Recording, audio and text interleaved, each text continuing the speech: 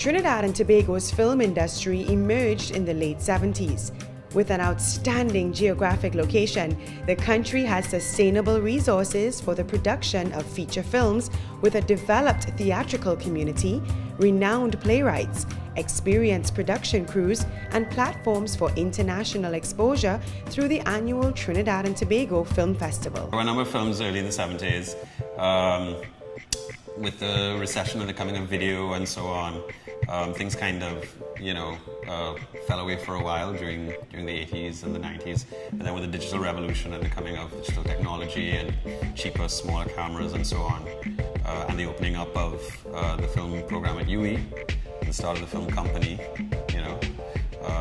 and the hard work of people like yourself and your team. And the start of the film festival. All those things kind of happened around at the same time. Yeah. And there was a burgeoning of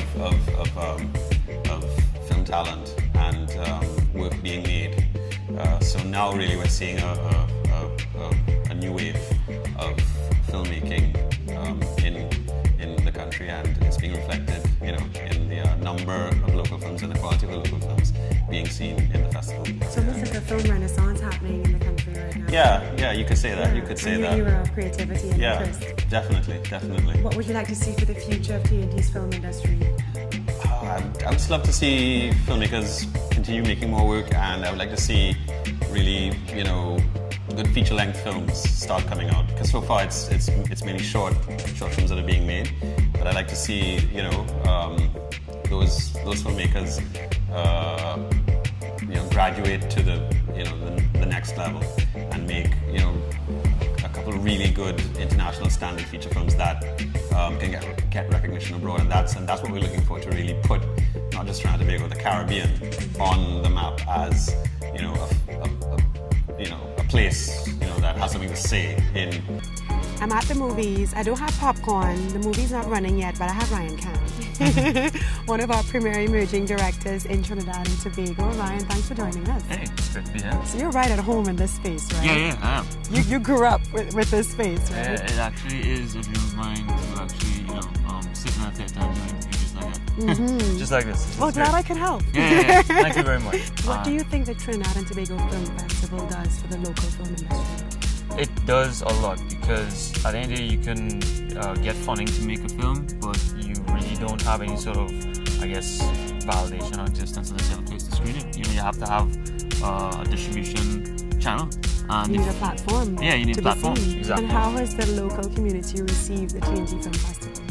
They are receiving it very well. Every year it gets bigger and more apparent. Mm-hmm. More and the turnouts are great, and the film screenings are sold out, I hear. Yes, exactly. And as for local content too, the film festival actually does regional and local content, and it actually is, for the most part, very much foreign feature films from the region. Mm-hmm. We don't have a lot of local feature films, so it tends to be a lot more foreign feature films in the festival, but that's slowly changing. Right? And what we've seen for the past couple of festivals, what I've noticed is that you wouldn't see a lot of accolades go to local filmmakers, because we have a whole bunch of foreign films and so forth. But this year we had a lot of turnout for local films, just like supporting. So your next step is what? Making a feature film, my first feature film, Crabs in a Barrel. Ooh. Right? I like the sound of that already. Yeah, it's going to be something different. Trinidad entry. It will have majority of it will be locally based cast and crew, but we will have some foreign players involved.